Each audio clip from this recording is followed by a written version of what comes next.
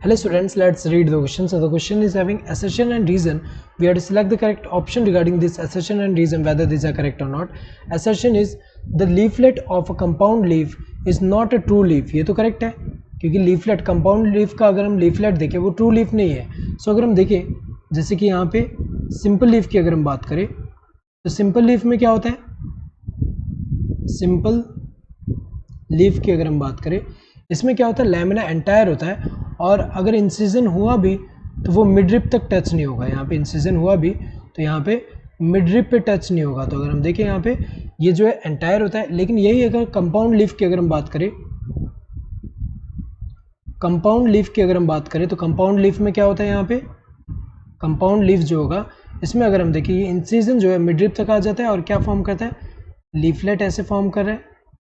ये क्या फॉर्म कर रहा है, लीफलेट्स फॉर्म कर रहा है. तो अगर हम देखें यहाँ पे तो कंपाउंड लीफ जो होते हैं इनको ट्रू लीफ क्यों नहीं बोल पा रहे यहाँ पे, क्योंकि अगर हम देखें ये पूरा एक ये जो है एक एंटायर लीफ तो नहीं है. लेकिन यहाँ पे अगर हम देखें कंपाउंड लीफ की अगर हम बात करें ये कैसे फॉर्म हुआ है, जो इनका इंसिजन जो है जो लैमिना के इंसिजन से लीफलेट फॉर्म रहे. तो लीफलेट तो ट्रू लीफ नहीं हुआ यहाँ पे. तो ये क्या है, ये तो करेक्ट है. There is no bird in the axil of a leaflet. ये तो करेक्ट है क्योंकि यहाँ पे कोई भी बर्ड नहीं होता, इसके एग्जाइल पे कोई भी बर्ड नहीं होता. तो ये वाला जो है स्टेटमेंट तो करेक्ट है, बट स्टेटमेंट जो है ये रीज़न जो है करेक्ट एक्सप्रेशन नहीं है यहाँ पे कि जो एक्साइल ऑफ लीफलेट में बर्ड नहीं है इसलिए हम इसको ट्रू लीफ नहीं बोलते, ऐसा तो नहीं है. तो ये दोनों अगर हम देखें स्टेटमेंट ट्रू है but reason is not a correct expression of the assertion.